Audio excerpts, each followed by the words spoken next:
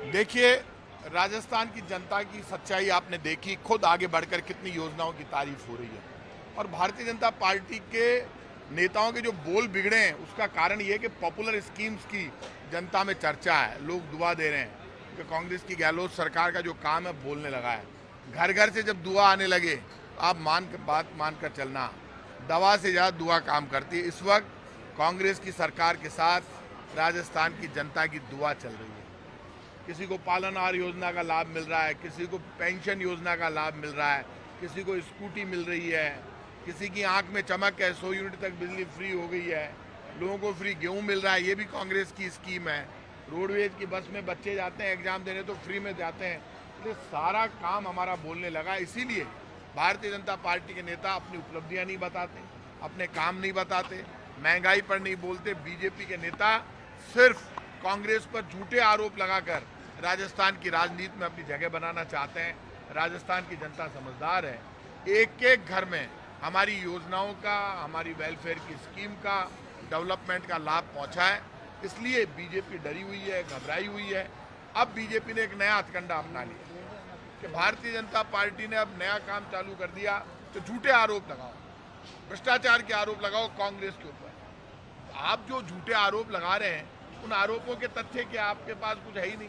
अभी मुझे पता चला कि मुझे पूरी बात तो पता नहीं है कि जीएसटी में भी पीएमएल एक्ट ले आए। अब ये कितनी सच है ये मुझे पता नहीं, लेकिन यदि उसमें भी ले आए तो अब छोटा व्यापारी बड़ा व्यापारी कहाँ जाएगा? लगाया क्या इन्होंने जीएसटी में? मेरी जानकारी में नहीं है। यदि लगाया है उससे ज़्यादा पाप कुछ नहीं हो सकता है। तय कर लेना, आने वाले समय में आप देख लेना, यही घोड़े होंगे, यही मैदान होगा, यही राजस्थान की धरती होगी, माँ बहन बेटी का आशीर्वाद होगा और कांग्रेस की सरकार वापस रिपीट करेगी।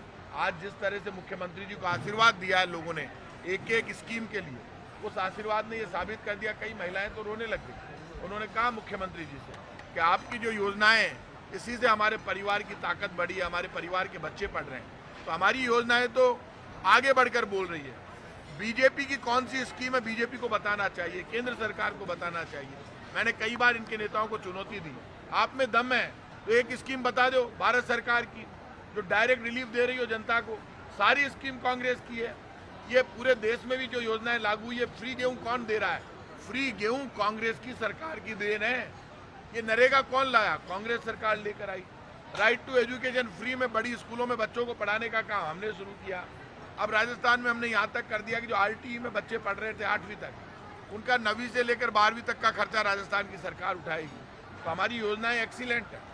बीजेपी हमारी योजनाओं को जनता में फेल करने के लिए झूठ बोल रही है, हमारे ऊपर झूठे आरोप लगा रही है। अब बीजेपी के आरोप नहीं चलेंगे, कांग्रेस का काम चलेगा और सच्चाई चलेगी।